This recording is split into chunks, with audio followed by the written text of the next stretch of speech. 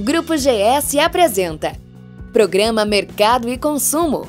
Oferecimento Lynx.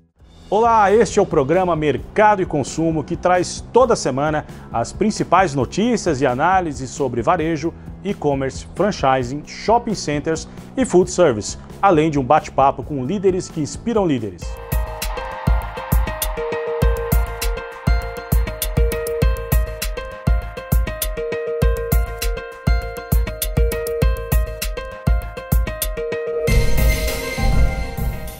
Neste programa, veja o que aconteceu nos primeiros dias do maior evento de varejo do mundo.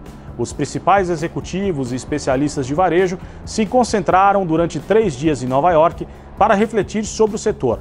A NRF Retail's Big Show deste ano reuniu centenas de expositores e palestrantes e um público recorde de cerca de 36 mil pessoas. Mais uma vez, o evento reforçou a necessidade das lojas serem omnicanais e criativas para atender às exigências dos consumidores. Na sessão Papo de Loja, a conversa é com Altino Cristofoletti Júnior, presidente da ABF, Associação Brasileira de Franchising. Há 30 anos atrás, franchising era considerado um canal, né? E hoje, depois de decorridos todo esse tempo, a gente percebe claramente que é um sistema muito bem estruturado, né? Hoje, a franquia não é mais o ponto de venda, ela virou um sistema de canais todos integrados. Cláudia Bittencourt, diretora-geral da Bittencourt, empresa coligada ao Grupo GS, Gouveia de Souza, é a nossa convidada para o debate. Um pouco antes da abertura do maior evento de varejo do mundo, a NRF, a Associação de Comércio Varejista dos Estados Unidos, divulgou números que animaram os lojistas. Em novembro e dezembro de 2017, as vendas do comércio nos Estados Unidos subiram 5,5% em relação ao mesmo período de 2016. As lojas venderam nos últimos 2 meses de 2017 quase 692 bilhões de dólares. As vendas pelo e-commerce somaram mais de 138 bilhões de dólares. Matthew Shai, CEO da NRF, disse que os números provam que o varejo é o setor mais ágil da economia, capaz de se transformar e se reinventar para atender às demandas em constantes mudanças dos consumidores. É no famoso Mandarim Oriental, New York, que acontece o pré-evento da Gouveia de Souza na preparação dos participantes da NRF Retail's Big Show. São 380 pessoas na delegação recorde da Gouveia de Souza em 29 anos de NRF. As expectativas são ainda maiores para esse ano de 2018. A delegação brasileira deve ser, mais uma vez, a maior delegação internacional e nós temos o privilégio de trazer o maior número de participantes de uma única delegação na história de 107 anos da NRF, com os nossos 380 participantes. Mas mais do que isso, nós estamos trazendo também a maior delegação de uma só empresa, que são os 80 executivos do Magazine Luiza, que estão participando juntos como resultado de um grande programa de premiação que foi criado no Magazine Luiza, o que também é um enorme privilégio para todos nós. O encontro trouxe, além da equipe GS, uma palestra internacional com o especialista em varejo e chairman do Ebeltoft Group, Neil Stern. Tem muitos anos que eu acalento essa ideia de vir participar com o pessoal da Gouveia. Por quê? Porque é uma referência, né, em termos dessas visitas todas. O evento é icônico, eu queria muito participar da NRF, porque é o maior evento de varejo do mundo. Ano passado falou-se muito sobre consumer-centric. Esse ano só se fala em mundo digital. Então tem uma mudança muito grande, quer dizer, enquanto ano passado a gente só falava de gente, esse ano a gente está falando muito de tecnologia. A abertura da 107ª convenção da NRF foi feita por executivos de redes tradicionais do varejo norte-americano. Além de citar os recentes números positivos do varejo norte-americano, Terry Landgreen, presidente executivo da Macy's, falou da importância do setor para a geração de empregos. Nos Estados Unidos, 1 em cada 4 trabalhadores está empregado no varejo, setor que emprega 29 milhões de pessoas. Ele destacou ainda a importância dos pequenos negócios, responsáveis por 40% dos postos de trabalho do varejo. James Curdig, presidente da Levi's, chegou de bicicleta ao palco principal de palestras ao som de Bob Dylan. O seu recado foi mostrar os desafios de manter uma marca centenária com alma de startup, preservando os fãs e conquistando novas gerações. Jovens empreendedores também falaram sobre os seus negócios e as suas ideias, como uma loja que muda como se fosse a edição de uma revista.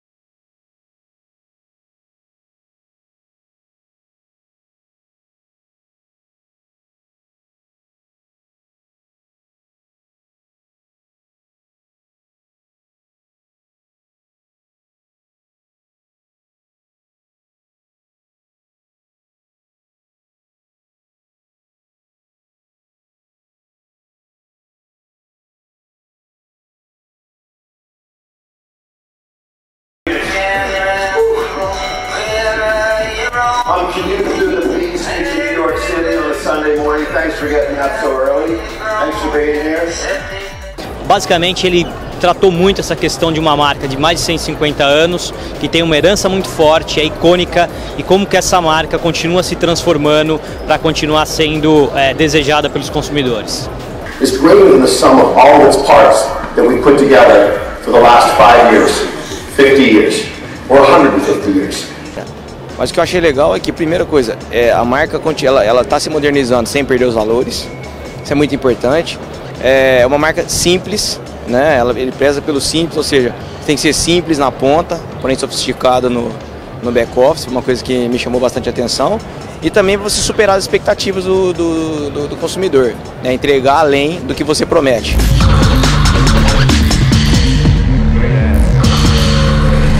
Depois da Levi's, a gente teve a cobertura falando sobre os rockstars, os empreendedores que estão fazendo sucesso, né? Então a gente teve 4 apresentações, começando pelo Dan, falando um pouquinho como ele, né, na bolsa, como investidor, né, ele tem alguns sinais que ele entende, através da experiência dele, dos empreendedores de sucesso, que é a obsessão pelo cliente, por tecnologia, por fazer acontecer, a obsessão pela cultura, né, de uma empresa que precisa permanecer. So what does it take? In my mind, it takes a customer-obsessed entrepreneurial culture. It takes standing for something. Everlane is a business that stands for something. Depois a gente teve o Manish Vohra, assim como o Michael Lastoria, o Vohra primeiro mostrando do Museu of Ice Cream, que é uma loja de sorvete que ele tira um produto que é um commodity que todo mundo gosta e leva para um ambiente mágico, lúdico, onde os funcionários se engajam e através das redes sociais ele traz a pessoa, né, impactando pelo mobile, mas para tirá-la do mobile. Built for Instagram. A lot of brands, a lot of resellers are thinking we need to create things that are built for Instagram. This audience sees through that. Nothing can be built for social. Social is the fabric of the way this generation lives their lives. Depois você tem o Lastoria falando um pouquinho do E-Pizza. O E-Pizza está fazendo muito sucesso aqui nos Estados Unidos porque ele traz uma outra commodity que é pizza, levando para um ambiente onde tem um design único, feito por um arquiteto, por designs locais, onde ele usa os funcionários tatuados dele e as caixas e a tecnologia para interagir com o consumidor, tirando um pouquinho, né, um produto, vamos dizer, estático para um produto quase fashion. And the symbol that best reflected those values was the ampersand. To us, the ampersand stands for promoting diversity, celebrating unity and connectedness. And we feel like in a nation, in a world that's becoming increasingly more divided, it's important to lead with a symbol that's about creating real-world connections. E depois a gente tem aí uma empreendedora serial falando dos mercados e dos produtos que ela já desenvolveu. We're bringing it over, and my biggest and newest and most exciting idea yet is something called Beauty Pie. Um produto onde ela entrega uma alta qualidade, tirando todos os intermediários e mostrando como um empreendedor que tem um pouco de visão no mercado, onde que o consumidor está pedindo produto de qualidade, preço acessível e transparência, ela traz esse tipo de produto com alta qualidade e entrega para o consumidor num preço muito mais acessível que os concorrentes que têm marcas e investimentos em marcas de maneira muito mais alta do que ela.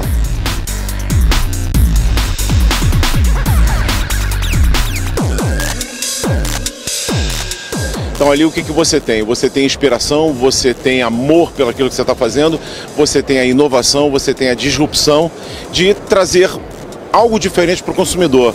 Eu acho que há alguns anos o consumidor vem trazendo uma mensagem e as empresas pouco a pouco estão começando a aprender. Eles não querem mais do mesmo, né? Muita coisa parecida acaba dando ao cliente uma sensação de pouca novidade e isso não estimula o consumo. Marcos Gouveia de Souza, diretor-geral do Grupo GS, e Tiago Simões, diretor de marketing da rede Sonai, compartilharam com a plateia informações e impressões sobre o que é ser verdadeiramente uma empresa multiformato, multimarca, multibusiness e multicanal. Assistimos agora a palestra sobre serviços no varejo, feita pelo Tiago Simões e pelo Marcos Gouveia de Souza.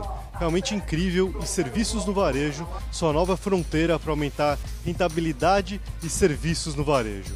O exemplo que o Tiago trouxe do Grupo Sonai, lá de Portugal, é fantástico. Uma plataforma completa, 360 graus, para suportar o cliente. Além disso, eles têm um programa de fidelidade que tem 80% de penetração nos lares portugueses, trazendo uma plataforma de engajamento e comunicação incrível para Portugal. Foi um prazer e uma honra poder estar na NRF e acho que a Marcos Gouveia deu essa hipótese da Sonai vir aqui falar e apresentar o seu case, que é um case de sucesso, é uma empresa com muita dimensão. O tema dos serviços é um tema que nós temos muito desenvolvido, é um tema que muda muito a natureza do nosso negócio e que, portanto, ter a oportunidade de também partilhar essa dimensão, se calhar menos conhecida da nossa atividade, é sempre uma oportunidade fantástica. O que a gente diz aqui repercute muito. E principalmente quando se traz conceitos novos e uma visão diferenciada para entender a realidade e, principalmente, provocar uma outra atitude, um outro comportamento e até mesmo uma outra estratégia das empresas. O que nós podemos perceber é que conseguimos manter a atenção de todo mundo na apresentação, ninguém saía da sala, um silêncio sepulcral quase, o que nos dá um sentimento de estar lá na frente, sozinhos, na frente de todo mundo, mas se sentindo, sabe, muito conosco mesmo, podendo contribuir para que as pessoas percebam novos caminhos para onde ir. A Sonai foi uma apresentação objetiva, prática e 360 graus, onde envolveu desde o propósito, a forma de loja, inovação e tudo mais. Parabéns, Marcos, por trazer um case tão importante. Especialistas do Grupo GS Gouveia de Souza visitaram mais de 300 lojas em Nova York e fizeram uma seleção de 16 cases inovadores, capazes de serem aplicados no Brasil. Veja algumas das visitas que foram realizadas.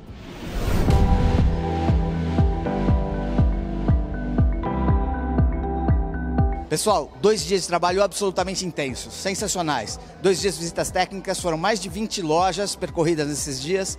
E terminamos o dia de ontem no BuzzFeed com conteúdo, advertising nativo, branded content, essas palavras são importantes hoje em dia no vocabulário de quem quer dialogar com o consumidor. E no fim do dia de hoje, fizemos uma visita à Apple, um escritório. A Apple é muito difícil de receber pessoas, conseguimos ter uma palestra incrível na Apple, falando sobre tendências, sobre as soluções que a Apple tem para o varejo brasileiro.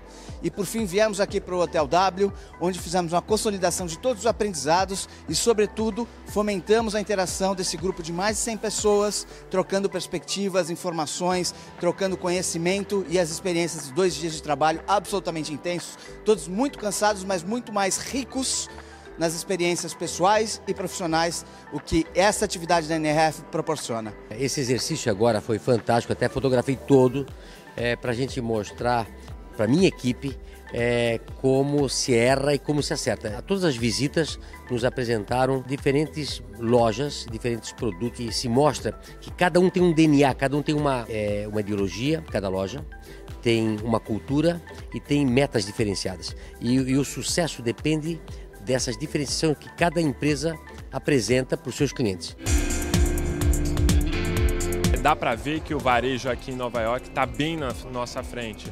Se entrar na loja e ter a pessoa que está te recepcionando com o discurso da marca, com a história, com o caso, é outro começo de experiência. Depende de pessoa, não é de tecnologia. Tem sim uma sinergia muito grande com o nosso negócio. O negócio é serviços, que é hospitalidade. É receber as pessoas e oferecer para eles uma experiência diferente. Então, de novo, está sendo uma experiência muito valiosa para nós da Nuremberg. As trocas com os outros varejistas, com as outras pessoas da delegação, como foi isso? O que isso trouxe não tem preço. Isso, obviamente, que é a coisa que a gente vai levar mais positiva do nosso rolê, porque até a gente poderia ter perguntado para vocês quais são as lojas mais impactantes de Nova York. A gente já tinha um caderno, a gente poderia ter feito isso sozinhos, mas até a última parte, que foi agora, realmente foi muito rica de trocas, de ponto de vista, que a gente estava em um grupo de 25. Agora somos 100 e trocar com 100 pessoas é obviamente muito mais rico. Foi realmente genial. Tenho certeza absoluta que a NRF vai ser incrível e o Retail Executive Summit, o evento que a gente faz na quarta-feira, vai ser ainda mais interessante. A cobertura completa do maior evento de varejo do mundo está no portal Mercado e Consumo. Anote aí, mercadoeconsumo.com.br. E não perca no próximo bloco Papo de Loja com Altino Cristofoletti Júnior, presidente da ABF, Associação Brasileira de Franchising, e Cláudia Bittencourt, diretora-geral da Bittencourt, empresa coligada ao grupo Gouveia de Souza.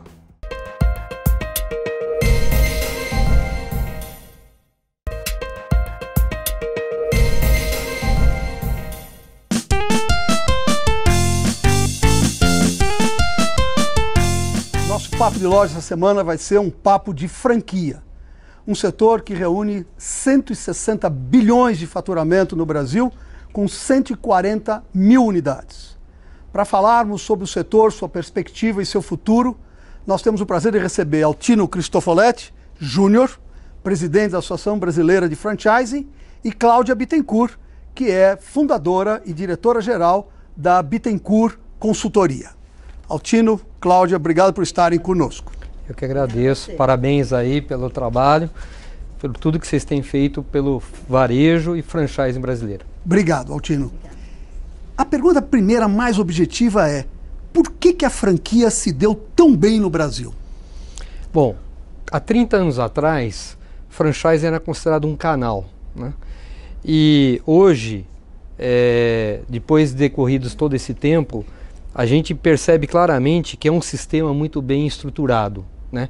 Hoje, a franquia não é mais o ponto de venda, ela virou um sistema de canais todos integrados. E é justamente por ter dois empreendedores envolvidos, um com uma visão muito mais estratégica de rede, que é o franqueador, e do outro lado, o franqueado, com uma visão focada, local, integrado naquela realidade, naquele território, é que com esses objetivos em comum conseguem ter o sucesso que tem. Não é à toa que o Brasil é um dos países mais relevantes em franchising hoje no mundo. Em termos de representatividade na franquia do mundo, em que escala o Brasil está? Em número de unidades, o Brasil se encontra em 6º lugar, mas em número de marcas, nós temos praticamente 3 mil marcas no Brasil, é o 4º lugar no mundo. Cláudia, o que você considera seja característico do setor de franquia no Brasil comparado com outros mercados? A questão tributária, o simples, influencia positivamente para termos esse número de franqueadores e franqueados no Brasil? Como característica, o que eu acho que é bem importante no franchise, que tem feito esse crescimento, né, quase que exponencial no Brasil, é a forma de você replicar um modelo de sucesso de forma estruturada e colocar na mão de um empreendedor que tem o anseio para empreender, mas ele entra com uma segurança maior, né? Ele entra com todo o apoio da franqueadora para que ele tenha um sucesso realmente naquele negócio. Saindo daquela estatística que nós temos no Brasil de mais de 60% dos negócios de empreendedores iniciantes que morrem nos 5 primeiros anos. Então, no aspecto tributário, tem a vantagem sim, porque são negócios menores, independentes e que pode utilizar o simples, né? Então, essa também tem sido um fator de sucesso para o franchise no Brasil. Altino, o que a franquia brasileira, o modelo de gestão da franquia brasileira tem a ensinar para as corporações globais de franquias? O próprio ambiente em que a gente vive, um ambiente que tem um arcabouço tributário extremamente complexo, precisa ser melhorado, né? Mas ele é complexo. O fato de nós estarmos inseridos num país continental, nós temos vários Brasis dentro do Brasil, com várias culturas, vários jeitos de ser. o fato do brasileiro ser um empreendedor nato, né? Todos esses são atributos muito importantes para que a gente tenha um franchising que é referência no mundo, né? Não é à toa que todo mundo quer visitar o Brasil. Por que vocês dão certo? Por que vocês conseguem crescer as redes, né? Eu acho que são todos esses fatores, né, integrados, e o fato da gente sempre estar vivendo em ciclos econômicos que parecem um pouco aí um carrinho, né, dentro de uma montanha-russa, né, faz com que o empreendedor brasileiro tenha uma resiliência muito importante para trabalhar nesse ambiente de negócios muitas vezes adverso, né? E o sistema de franchise, então, nesse sentido, ele propicia esse crescimento, esse desenvolvimento, e por isso é referência. Cláudia, vocês têm feito já há alguns anos um fórum internacional de gestão de franquias. O que é que, no seu entender, o sistema de franquias praticado no Brasil deveria buscar, talvez, mais inspiração naquilo que se pratica no mundo inteiro para ser mais desenvolvido aqui? Hoje o sistema de franquias do Brasil ele já é considerado um sistema maduro, né? Nós temos uma lei que é considerada uma lei muito eficaz, porque ela é uma lei simples, mas ela é uma lei que protege os dois lados, né? Então acho que mais inspiração na parte de gestão. Ainda temos um caminho longo para percorrer os franqueadores em modelos de gestão, principalmente na parte de tecnologia, da inserção do digital nas redes de franquias. Então esse é um caminho que nós temos que percorrer. E acho que as empresas franqueadoras deveriam, né, Valtinho, buscar mais o uso da tecnologia para melhorar a produtividade do franqueado lá na ponta. Mas se me permite, lógico, no último congresso que foi fantástico, vocês trouxeram o tema do propósito, né? E um dos grandes fatores de sucesso e de relevância do franchise é que ele constrói marcas, né? E as marcas são construídas se tem um propósito por trás. É isso também que é um grande motor direcionador do desenvolvimento do franchise, né? Eu costumo dizer que o franchise é um grande promotor do desenvolvimento. E ele é por fazer marcas fortes. E a marca com o propósito por trás faz toda a diferença, né? E hoje nós temos marcas no Brasil que começaram com, por exemplo, uma confecção de bolos em casa, que hoje é uma das maiores redes de bolo no Brasil, e com um crescimento exponencial, porque entrou de uma forma estruturada, seguindo uma orientação técnica e vendendo para aquele franqueado que tem realmente condição de operar o negócio, porque um dos pilares muito importantes do franchise é o perfil do franqueado. Daí o sucesso dos multifranqueados, né, que hoje se especializaram em gestão e estão fazendo, hoje são extremamente cotados no mercado pelas franqueadoras. Você diria que, vocês diriam que a multifranquia é um conceito no qual o Brasil ainda deve se inspirar pelo que se pratica no mercado internacional? Porque é relativamente recente aqui, mas está crescendo fortemente. Hoje nós já temos quase todas as redes têm o seu multifranqueado. O que é o multifranqueado? É aquele que tem mais do que uma unidade na mesma rede ou que consegue ter redes diferentes, né? E o fato de, nesses últimos 3 anos, o Brasil ter tido um dos piores ciclos econômicos, fez com que as marcas pudessem desenvolver o que a gente chama do crescimento interno. Os próprios franqueados foram se consolidando na sua segunda, terceira em pequenas redes. Então esse processo está ajudando a se consolidar, que é um processo que é realizado em todo o mundo, né? E o Brasil não está atrás. Hoje nós já temos grandes grupos de multifranqueados muito bem estruturados e é uma tendência. É lógico que a maior parte ainda das redes possuem o franqueado que tem uma única unidade, né? Mas é um modelo que tende a avançar. E agora na crise, então, esses multifranqueados, eles procuraram essas oportunidades, procuraram redes para comprar mais franquias, para aumentar seu portfólio de marcas e se especializar em gestão, então indo muito bem. Cláudia, vocês imaginam que a expansão do setor de franquias no Brasil vai ocorrer pela convergência de 2 aspectos caminhando em paralelo? De um lado, as grandes corporações concentrando mais franquias em multifranqueados, e, de outro lado, expandindo a base de franqueados individuais? Sim, sem dúvida. Todo objetivo de uma franquia é criar uma rede, criar capilaridade, já que as franquias estão muito estruturadas no varejo, né? Então o foco da expansão, ele se dá num primeiro momento com franqueados que têm uma única unidade, né? E num segundo momento, esses franqueados vão se consolidando, abrindo novas unidades. Agora, o importante dentro dessa estrutura de crescimento é a questão de não ser só mais a loja física, né? Muitas redes estão já indo por porta a porta, sempre vai ter uma plataforma de e-commerce. Multiplicando o canal. Multiplicando o canal. Então, e ter o franqueado como pivô, como centro do contato com o cliente final, isso é extremamente importante para o sucesso desse desenvolvimento. Essa característica de onde o franqueado é, digamos, o pivô de um sistema de venda direta, ao mesmo tempo que ele opera a loja, vocês diriam que isso é particular do Brasil? O Brasil tem entrado muito por essa solução, muito fruto das necessidades, né? O homem sempre se movimenta pela necessidade. Então foi extremamente importante esse momento em que nós tivemos que rever processos, rever produtos, rever sistemas, e o fato de utilizar o multicanal, né, que já é uma coisa que a gente vê falar há muito tempo, o Brasil conseguiu colocar na prática no franchising justamente por essa inovação, por esse empreendedorismo que é nato do brasileiro. Eu achei exatamente isso que eu ia falar. Nós temos uma característica, né, perfil empreendedor do brasileiro é muito forte. Os índices, as estatísticas mostram que o Brasil tem os maiores índices de empreendedor. Então tem muitos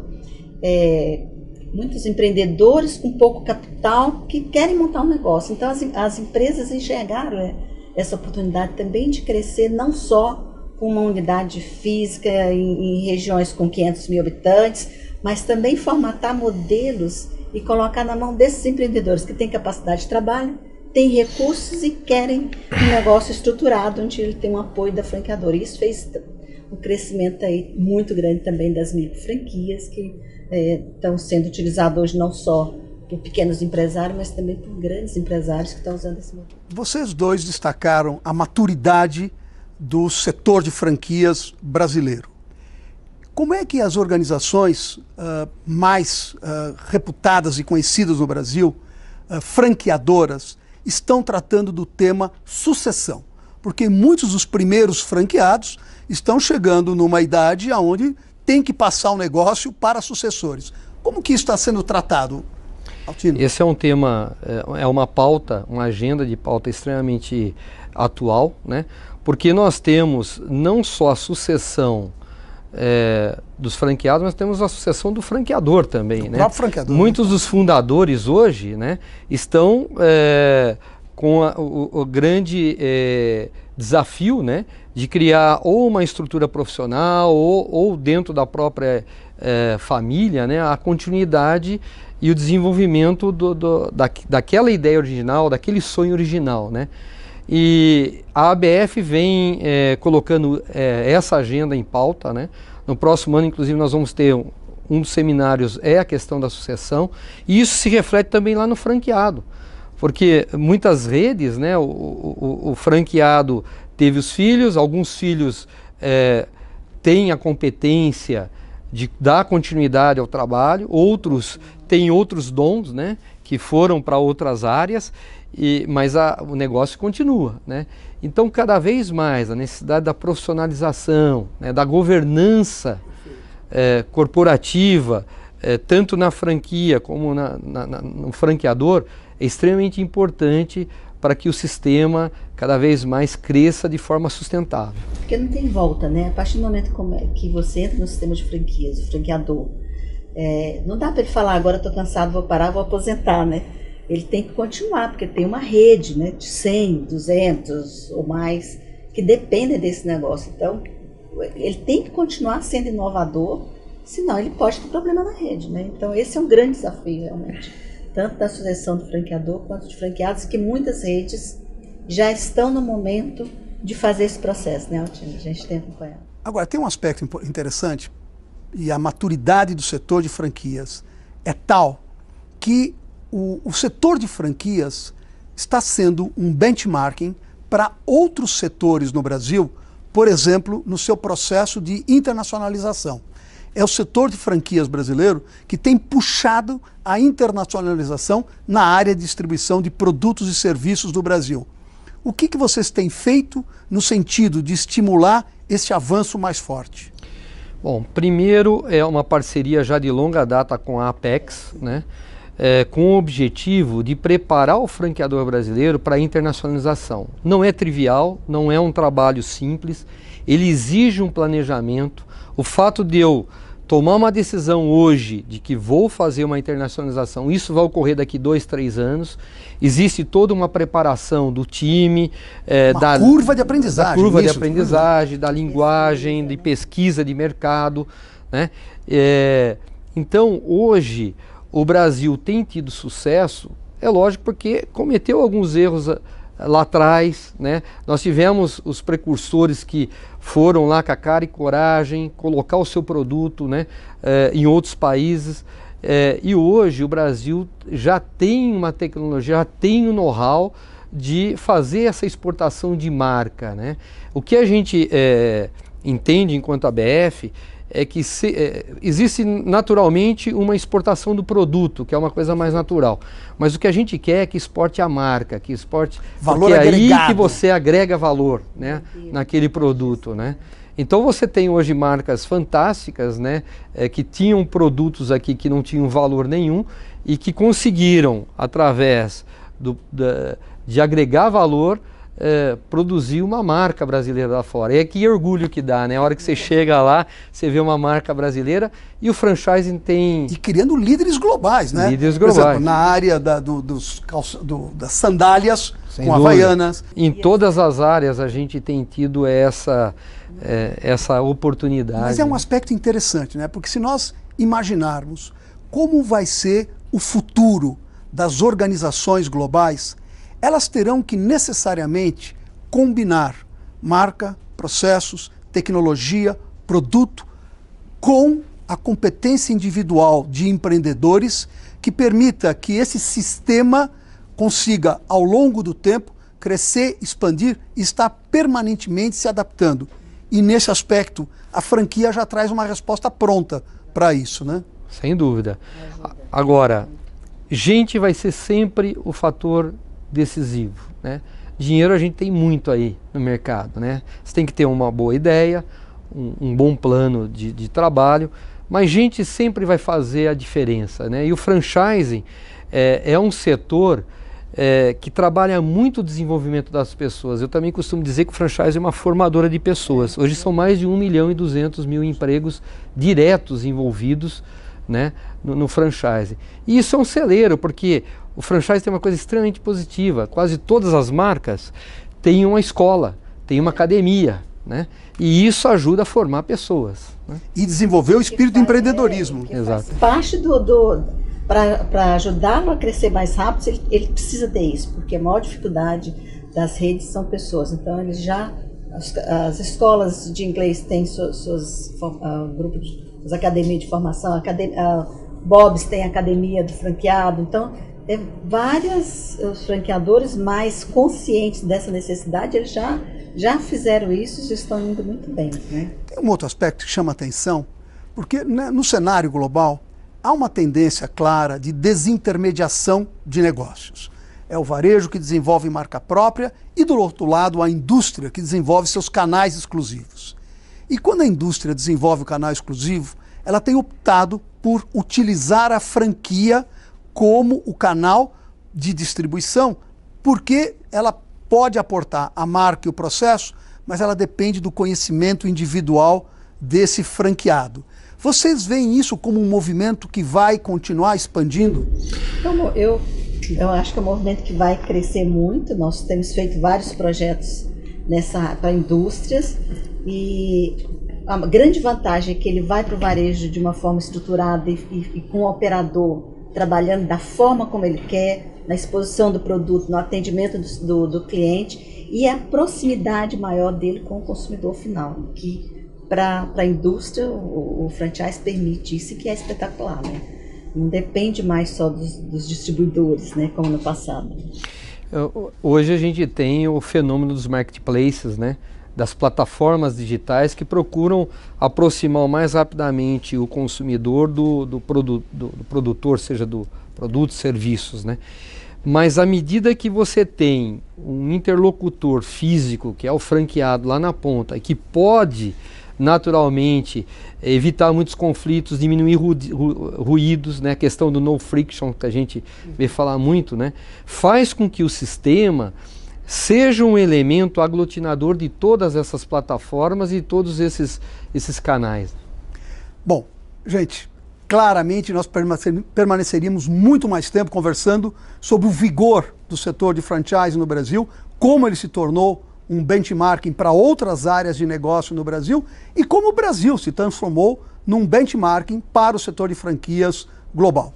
Queria agradecer muito a Cláudia, agradecer muito ao Altino, a você que esteve conosco nesse Papo de Loja, que hoje foi Papo de Franchising, o agradecimento por ter estado conosco. Voltamos na próxima semana. E lembre-se, você pode ver a entrevista completa no nosso site mercadoeconsumo.com.br e tem a reprise do programa no próximo sábado às 8h30. Muito obrigado a vocês. Obrigado, Marco. Obrigado, Cláudia.